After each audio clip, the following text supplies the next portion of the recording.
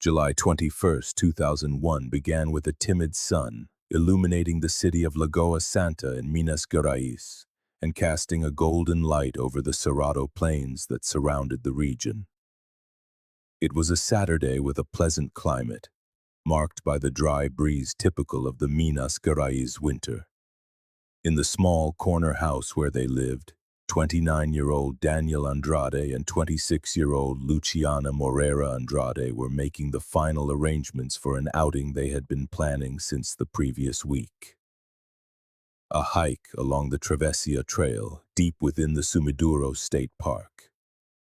With them was their daughter Clara, just 11 months old, who was already used to sleeping in the baby carrier strapped to her mother's body during their walks. Daniel, an IT technician, wore a simple beige t-shirt, worn-out jeans, and a silver wristwatch. Over his right shoulder, he carried a light blue backpack containing snacks, diapers, a change of clothes for Clara, and a small transparent water bottle that he held in his free hand. Luciana, a kindergarten teacher, had chosen comfortable clothes, a light-colored long-sleeved blouse and pants made of a lightweight fabric. Clara was wrapped in a light pink blanket adorned with tiny flowers, protecting her from the cool morning wind. Around 9:30, they left the house on foot, walking to their car parked in front of the gate. Their destination was the park about a 15-minute drive away, an area known for its historic caves and stretches of dense forest. Before leaving, Luciana called her parents, Helena and Jose, telling them they planned to hike the entire trail and would be back by mid-afternoon. Her mother mentioned having dreamt of rain, but Luciana laughed, saying the sky was clear. At 10:30, they arrived at the park's parking lot, registered at the entrance, and picked up a trail map, heading down a wide dirt path. The initial route was open, flanked by tall grasses and dry shrubs. Clara, nestled against her mother's chest, watched the world go by with curious eyes, while Daniel took a few photos of the vegetation and the horizon. About an hour later, near the Gruta da Lapinha cave, they encountered a small group of cyclists coming from the opposite direction. They chatted briefly, asking about the trail conditions ahead. The cyclists reported that the path was clear, just a bit damp in spots from a light rain the previous week. This moment, recorded at around 11:40, was the last confirmed sighting of the family. From that point on, the trail narrowed, plunging into a natural corridor formed by twisted, shadowy trees. The sound of birds diminished and the air grew cooler. The dirt path began to mix with exposed roots and loose stones, demanding more attention with each step. Daniel, always in the lead, held Luciana's hand on the steeper sections. What happened next is a void that persists to this day. There were no screams, no sounds of running, no calls for help heard by anyone else in the area that day. No objects were found along the path, no footprints to indicate a change of direction. The trail that should have led them back to the parking lot suddenly became an interrupted line. As the sun began to dip toward the horizon and the afternoon chill set in, the absence of Daniel, Luciana, and Clara became a source of growing concern. Helena tried calling Daniel's cell phone several times, but the calls went straight to voicemail. Jose decided to wait a little longer, imagining the couple had simply stopped to rest. By 7 p.m., however, there was no more doubt. Something was wrong. Around 8 p.m., a park employee doing a final round of the parking lot noticed the family's car was still there, locked. On the back seat was a bag with Clara's toys, which hadn't been taken on the hike. The discovery was reported to the park administration, and though it was already night, the news soon reached Luciana's parents. An improvised search, conducted by 2 security guards, yielded nothing. The silence of the forest, broken only by the sound of nocturnal insects, seemed to swallow any potential clue. That night, no one slept. The dawn of July 22, 2001 was marked by phone calls and frantic trips between Luciana's parents' house and the Sumidouro Park gate. Without proper lighting, any nighttime search was impossible. The family decided to wait for sunrise to officially call the fire department, hoping that Daniel, Luciana, and Clara had merely gotten lost and were camping out waiting for daylight. Shortly before 6 in the morning, fire trucks arrived at the park, bringing firefighters and volunteers. The cold was biting and a thick fog covered the lower trails. The couple's car remained in the same spot, untouched. In the trunk, they found only extra blankets and food, a sign that the family had taken only the essentials on their walk. The first day of the search was intense. Divided into groups, the firefighters followed the registered route, the Travessia trail. Search dogs scoured the edges of the path but found no scent. Helicopters flew over the area, and experienced guides explored caves and rock faces. By the end of the afternoon, not a single trace had been found. There were no signs of a fall, no torn clothing, no personal belongings. The following day, the search was expanded to more remote areas, but the results were just as frustrating. Helena sat on a wooden bench near the park entrance, clutching a rosary. Jose paced back and forth, asking each returning group for news. The physical and emotional exhaustion was already etched on their faces. Reporters began to arrive, drawn by the strangeness of the case. An entire family vanishing without a trace in a well-known and relatively safe park. In the following days, rumors began to circulate. Perhaps the couple had a fight and left voluntarily. Perhaps a crime had occurred in the woods. Or perhaps a wild animal had attacked. But the firefighters found no evidence of a struggle. The operation lasted for more than 2 weeks, involving dozens of professionals. After all resources were exhausted, the search was officially called off at the end of August. The case was forwarded for investigation, but without concrete evidence. It was archived in 2003. The following years were marked by sporadic visits from family to the park. The story, however, did not disappear. It became a silent warning about the respect the forest demands. Time moved on, as if trying to bury the case in collective memory, but for Helena and Jose, each day was a reminder of the absence. Their daughter's house remained untouched, a silent altar. In Clara's room, the walls were still decorated with soft-colored paper and shelves of stuffed animals. The pink blanket with flowers, just like the one she wore on the day she disappeared, appeared in photos scattered around the living room. In 2008, a documentary by journalism students revisited the case. One guide, named Wilson, spoke of highly isolated areas in the park with deep tree hollows and exposed roots, which were difficult to access and had been little explored during the initial search. The documentary sparked momentary curiosity but led to no new official investigation. For Helena and Jose, watching it was a mixture of pain and hope. By the end of that year, Helena packed all of Clara's clothes and belongings into boxes, but she couldn't bring herself to get rid of anything. The concrete fact was that 7 years after they vanished, not a single new clue had emerged. The Sumidouro Park remained silent, as if guarding its secret within the tangled roots and the weight of its ancient trees. September 2010 began with hot, dry days. That month, the park hosted an educational group for activities related to archaeology.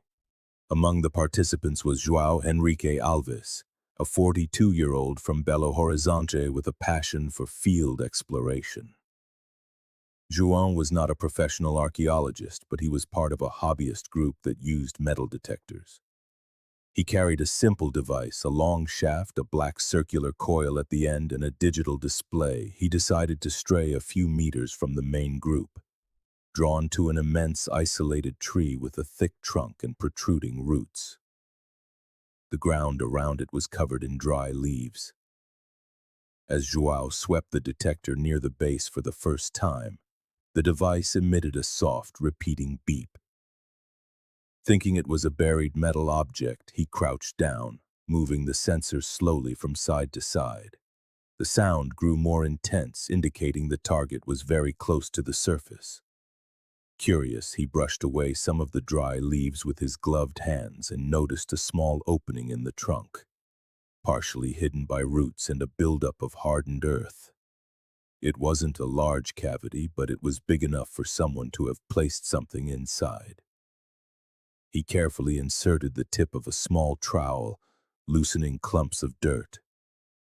A few moments later, he pulled out fragments of weathered fabric, hardened in places by the passage of time.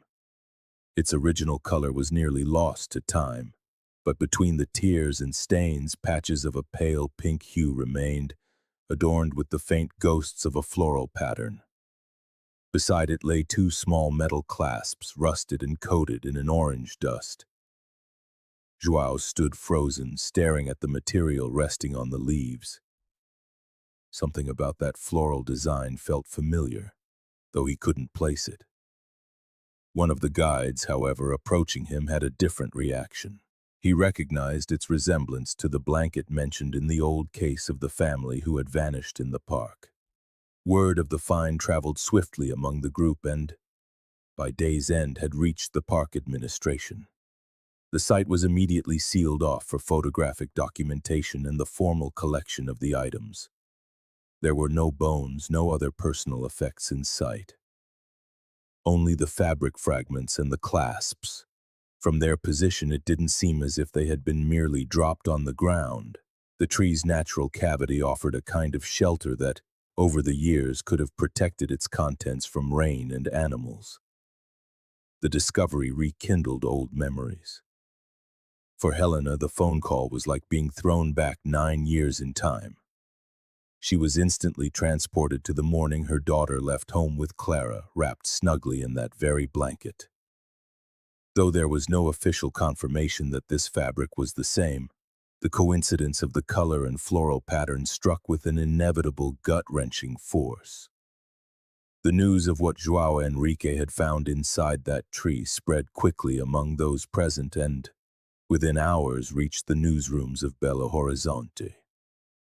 By the next day, reporters and camera crews were gathered at the gates of Sumidouro State Park, waiting for any statement. The administration confirmed that fabric fragments and metal clasps had been found, and that the material would be sent for analysis.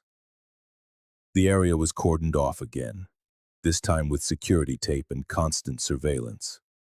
Search teams returned to the park, combing not only the main trails but also dense thickets and steep areas that, in 2001, had been deemed too difficult to access. The goal was to locate any other traces that might complement the discovery. Helena and Jose were officially notified and asked to come in to give a statement and, if possible, identify the fabric. Helena held the fragments gently, her eyes tracing the faded floral designs. The tears came before the words. For her, there was no doubt. This was the blanket that had wrapped Clara on the day she disappeared. Jose, more restrained, urged caution, reminding her that after 9 years the fabric could have degraded, its patterns becoming misleading. Experts explained that the hollow of the tree might have partially preserved the material by shielding it from rain and direct sunlight, but there was no way to determine when it had been placed there. The absence of other items, a backpack, adult clothing, or personal belongings, prevented any definitive conclusions. The intensified searches lasted for 3 weeks. Men equipped with machetes carved paths through previously unexplored areas, while small drones, recently acquired by a volunteer group, flew over the canopy to map inaccessible regions. Despite the effort, nothing more was found. The discovery, however, had reignited public interest in the case. Television programs unearthed footage from 2001, old interviews, and even a reenactment of the last time the couple was seen. The photos showed a smiling Daniel, a light blue backpack on his shoulder, and Luciana carrying Clara in a baby carrier, the pink blanket covering part of the infant's face. Helena began to avoid interviews, preferring to remain silent. "I don't want to see my suffering turned into a spectacle," she told a friend. Jose, on the other hand, answered questions politely but always in short sentences.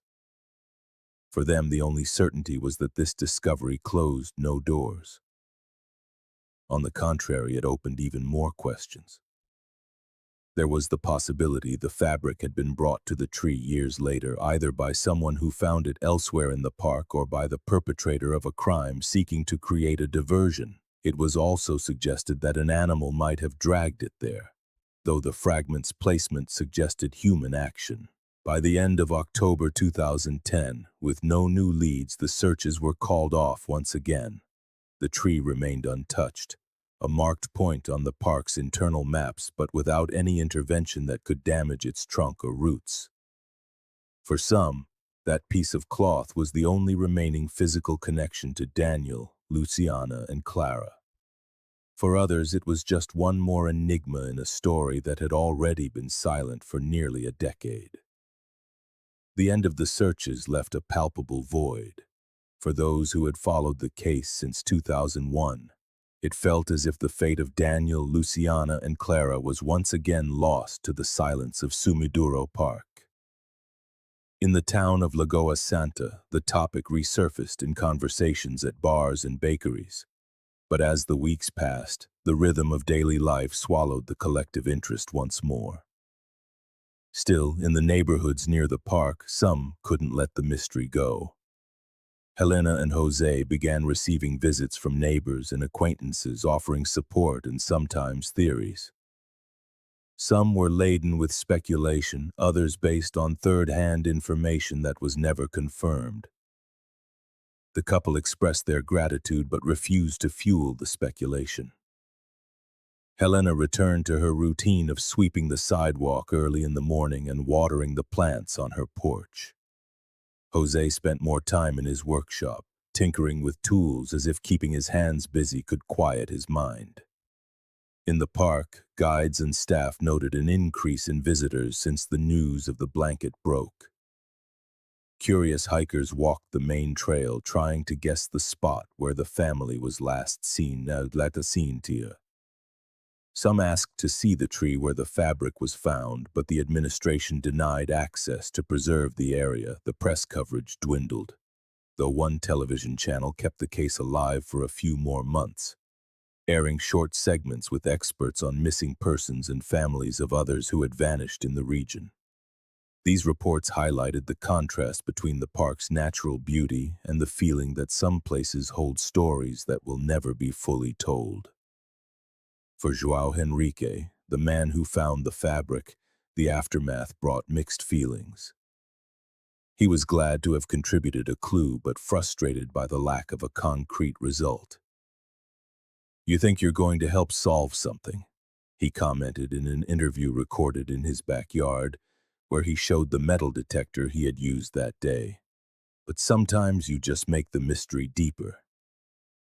In late 2010, a small group of volunteers without official support organized one last search on their own.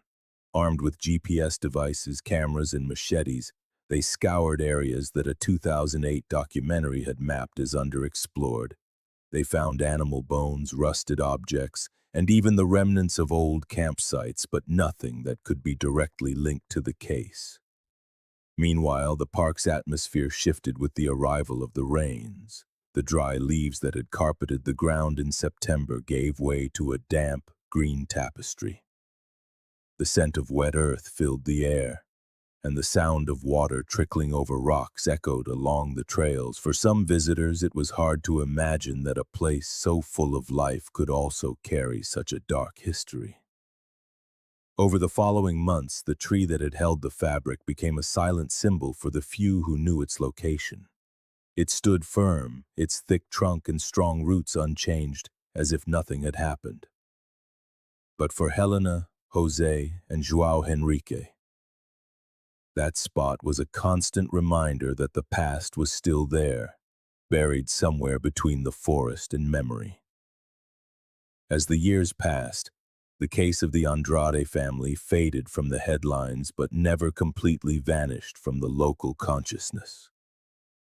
Between 2011 and 2014, residents of Lagoa Santa still mentioned the disappearance whenever a visitor asked about Sumidouro Park. It was like a discreet shadow, present in late afternoon conversations on sidewalks and in the stories guides told to new tourists. Old accounts began to resurface. A former volunteer from the 2001 searches recalled that he had insisted on exploring more remote areas at the time, but the team had considered the effort disproportionate given the lack of concrete leads. Another resident claimed to have seen a lone figure walking out of the park on the day of the disappearance, but had never formally reported it. These belated memories, while intriguing, led to no new investigations. The constant presence of Helena and Jose in Lagoa Santa kept the family's memory alive. They rarely spoke of it in public, but dates like Clara's birthday or the 21st of July were marked by quiet visits to the park. They would walk to the entrance, gaze down the trail, and then return home. For Helena, each trip was a silent attempt to reconnect with something lost. In 2012, the park administration installed new orientation signs and improved trail markings. The measures were intended to increase visitor safety and indirectly address the unease the case still provoked. Guides began to emphasize the importance of staying on official paths, not only to prevent accidents but also to ensure no one else could disappear without a trace. Meanwhile, João Enrique, the man who discovered the fabric, maintained sporadic contact with Helena and Jose. He said he felt a sense of responsibility for having reopened an old wound, but the couple always thanked him for the find. "It would be worse to have never found anything at all," Helena would say. The case became a cautionary tale at community meetings, cited as an example of the need for precise records and monitoring in natural areas. Some families began to avoid long hikes, opting for short, well-marked trails. Others, conversely, felt motivated to explore the park more deeply, as if confronting the scene of the disappearance was a way to reclaim the space. Yet there was also a certain discomfort in realizing that, even with more technology and resources, the story remained without a conclusion. Vast areas remained practically untouched, and for some residents, the idea that something could be hidden in the dense woods was a haunting thought. In mid-2014, a local photographer organized an exhibition about Sumidouro Park. Among images of caves, rock formations, and wildlife, he discreetly included a black and white photo of the main trailhead, without mentioning the Andrade family. Still, for those who knew the story, the image carried a different weight, as if that path represented not just a hike, but an unanswered question. Between 2015 and 2018, the story of the Andrade family no longer occupied space in the newspapers, but it remained alive in records kept by a few. Helena and Jose kept their house as it had always been. The furniture in the same place, photos on the walls, and Clara's room closed. For them, it wasn't about refusing to live in the present, but about preserving what little they had left. "In here," Helena once told a close neighbor, "they still exist." Sumidouro State Park underwent gradual improvements. Wooden walkways were built on steep sections and informational plaques highlighted the local fauna and flora. The natural beauty attracted tourists from other cities, but for some locals, the increased traffic brought a mixture of pride and unease. After all, this was the setting of an unsolved disappearance. João Enrique returned to the park in 2016, this time as an ordinary visitor. He walked to a point near the tree where he had found the fabric but didn't cross the marked-off area. The trunk, visible from a distance, looked the same, thick with exposed roots and an accumulation of dry leaves at its base. "You hope that time will speak," he remarked to a friend who accompanied him. but sometimes it just waits. The Andrade family case resurfaced unexpectedly in 2017, when an internet channel specializing in unresolved stories produced a video about disappearances in Brazil's natural areas. Among the 5 cases narrated, that of Daniel, Luciana, and Clara was featured prominently. Archival footage showed the smiling family and the park entrance, while a narrator detailed the last time they were seen. The video generated a new wave of online comments. People who had never heard of the case began to speculate. Some questioned how such extensive searches in 2001 had found nothing. Others pointed to the 2010 fabric discovery as proof that something had been hidden for years. This digital interest didn't translate into concrete action, but for a short time it brought the disappearance back into discussion. Helena and Jose, however, did not watch the video. A nephew mentioned its popularity, but they preferred not to revisit old images online. Jose said he would rather remember Danielle and Luciana through family moments, not through reconstructions or theories. Meanwhile, the park continued its natural cycle. The summer rains filled the lagoons and left the air humid with the characteristic smell of wet undergrowth. In winter, the ground hardened and was covered with dry leaves that crackled underfoot. For casual visitors, it was just a beautiful landscape. For those who knew the story, every corner could carry an invisible weight. In 2018, an environmental research team requested permission to study ancient trees in the park, including the one that had held the fabric. Their work, however, was purely botanical and had no connection to the investigation. Still, for Helena and Jose, knowing the tree was being observed brought a strange comfort, as if it were in some way a silent guardian of the last known clue. By early 2019, Helena had turned 76. Her health was not what it once was, but her routine remained. Every morning, she brewed strong coffee, swept the sidewalk, and watched the street come to life. Jose, at 79, still spent time in his workshop, though now he mostly sat, cleaning tools he rarely used. The subject of the disappearance rarely surfaced in their conversations anymore, yet the absence was a constant silent space between them. Sumidouro Park continued to welcome visitors. School groups, foreign tourists, and nature photographers walked the trails, largely unaware that here, nearly 2 decades earlier, a family had vanished. The older guides still mentioned the case, but only briefly, avoiding sensationalism. That year, an environmental NGO requested support for a project to map the park's ancient trees. The work involved recording their location, height, and state of preservation. Among the listed trees was the very one where João Henrique had found the piece of fabric back in 2010. One of the researchers examining the base of the trunk noticed that the hollow was partially covered by accumulated earth and leaves. There was no sign of any objects, but the mere mention of the tree rekindled memories among some of the staff. Helena and Jose received a visit from a local journalist interested in writing about places marked by history. She wanted to include Sumidouro Park and inevitably the case of the Andrade family. Helena agreed to talk, but with conditions. She wanted no photographs inside the house, no intimate details about Daniel and Luciana's lives. "What we have lost is already enough," she said. The article was published in a regional newspaper with photos of the park entrance, the central lake, and the Lapinha grotto. The text mentioned the discovery of the fabric and the fact that, to this day, there were no definitive answers.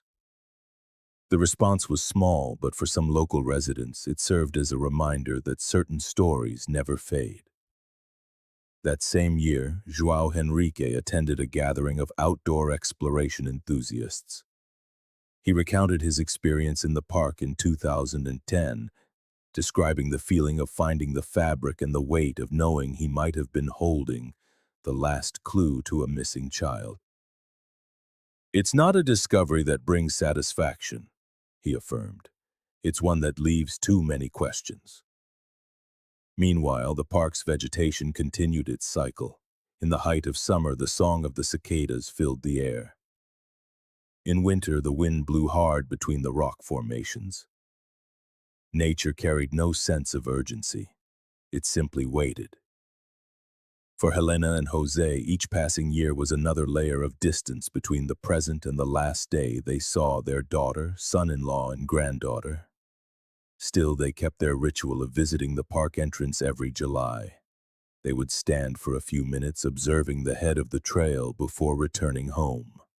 They never spoke of what they felt, but the repeated gesture year after year said everything. The year 2020 brought changes to the entire world. But in Lagoa Santa, life continued at its slow pace marked by the seasons and old habits. For Helena and Jose, the pandemic meant even less contact with others. Their visits to the park, already brief, became rare. Even so, that July, on the 19th anniversary of the disappearance, Helena insisted on going. Wearing a mask and keeping her distance, she walked to the trail entrance and stood for a few minutes in silence. The park, empty on that morning, seemed even more vast. The sound of her footsteps on the dry ground echoed among the trees, and the air carried the scent of fallen leaves and dust. The new signs, installed years before, were clean, and the wooden walkways were holding up well against time. But for Helena, none of it could erase the memory of the day Daniel, Luciana, and Clara had passed that very spot. During this period, a group of geoprocessing researchers proposed a study to map hard-to-reach areas in Sumidouro using high-resolution imagery. The idea was to identify points with potential for environmental and historical study. The park administration authorized drone flights over zones that had been little documented until then. One of the operators commented that while flying over the area near the large tree, he felt a strangeness in the topography, as if the ground held small depressions not visible from below. Nothing was found immediately. The comment sparked internal discussions. João Enrique, upon learning of the new initiative, contacted one of the coordinators and recounted his 2010 discovery. Although the study was not investigative in focus, he suggested they capture detailed images of the area around the tree. The coordinator agreed but stressed that the analysis would be restricted to environmental aspects. At home, Helena and Jose followed the news with caution. They had learned that the expectations created by new searches or studies often dissipated quickly. Still, there was something comforting in knowing that the area was still being watched, that it had not been forgotten. That winter, the savanna showed its driest face. Bare branches, yellowed grass, and a biting wind that made the park's wooden structures creak. The silence, broken only by the rustle of dry leaves, echoed the sound of waiting.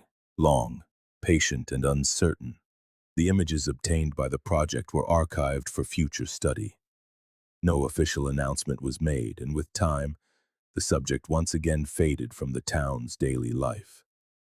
But for those who knew the story, any mention of the tree or the region where it stood was enough to reopen the memory. And so the case followed its invisible course, without concrete answers. The park, beautiful and imposing, continued to receive visitors. And the great tree remained there with its robust trunk and exposed roots, guarding perhaps the last physical trace of a story that time could not erase. The year 2023 was drawing to a close when a new photography exhibition was announced at the Lagoa Santa Cultural Center. The theme was Sumidouro Park, Histories and Landscapes, bringing together old and recent records of the area. Helena and Jose were invited to the opening, but they hesitated. They didn't want the visit to become another painful memory. However, a call from a close friend convinced them. "It's not about the disappearance," he said.